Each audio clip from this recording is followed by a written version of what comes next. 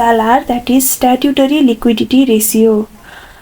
अघिको CD रेसियोले चाहिँ ब्याङ्कले के कति लोन दिन सक्छ भनेर लिमिट सेट गर्छ, तर SLR ले चाहिँ ब्याङ्कको सेफ्टी, लिक्विडिटी र स्टेबिलिटीलाई प्रमोट गर्छ। So let's break it down.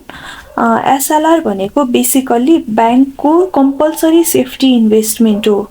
Nepal राष्ट्र ब्याङ्कले सबै कमर्सियल ब्याङ्कलाई दिएको अनिवार्य निर्देशन कि ब्याङ्कले आफ्नो टोटल डिपोजिटको निश्चित पर्सेन्ट पैसा सबैभन्दा सुरक्षित ठाउँमा राख्नुपर्छ र यो सेफ प्लेसलाई चाहिँ हाइली लिक्विड एसेट HQLA भनेर भनिन्छ। अर्थात् यस्तो सम्पत्ति जुन तुरुन्तै बिक्छ, तुरुन्तै क्यासमा बदलिन्छ, that is liquid assets. So safe एसेट्समा के आउन सक्छ भन्दाखेरि cash reserve, gold, government treasury bills जुन चाहिँ नेपाल गभर्मेन्टले इस्यु गरेको हुन्छ र NRB approved securities.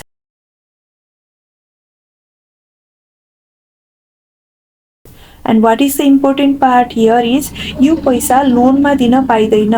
It must stay untouched at the bank emergency fund. So SLR किन यति इम्पोर्टेन्ट भनेर भन्दाखेरि SLR को मेन अब्जेक्टिभ भनेको ब्याङ्कलाई सल्भेन्ट राख्नु हो। इमेजिन गरौ कुनै ब्याङ्कले कुनै कस्टमर अथवा एउटा ग्रुप अफ कस्टमरलाई धेरै लोन दियो, तर बरोवरले पैसा फिर्ता गरेन भने ब्याङ्कले घाटा खान्छ र ब्याङ्कले SLR अन्तर्गत सुरक्षित राखेको क्यास, गोल्ड, गभर्मेन्ट बोन्ड यो सबै बेचेर ब्याङ्कले तत्काल कस्टमरको डिपोजिट फिर्ता दिन सक्छ। त्यसैले SLR ले डिपोजिटरको इन्ट्रेस्टलाई सुरक्षित राख्छ, ब्याङ्कमा विश्वास बनाउँछ र पुरै ब्याङ्किङ सेक्टरलाई स्टेबल राख्छ।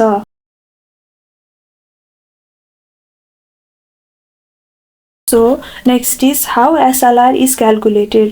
SLR को क्याल्कुलेसन चाहिँ NDTL को आधारमा हुन्छ, जुन भनेको चाहिँ net demand and time liabilities भनेको ब्याङ्कको सबै कस्टमर डिपोजिट अनि अब्लिगेसन्स अनि टाइम लायबिलिटिज, अनि लिक्विड एसेट्स भनेको त क्यास, गोल्ड, गभर्मेन्ट सेक्युरिटीजहरू भइहाल्यो।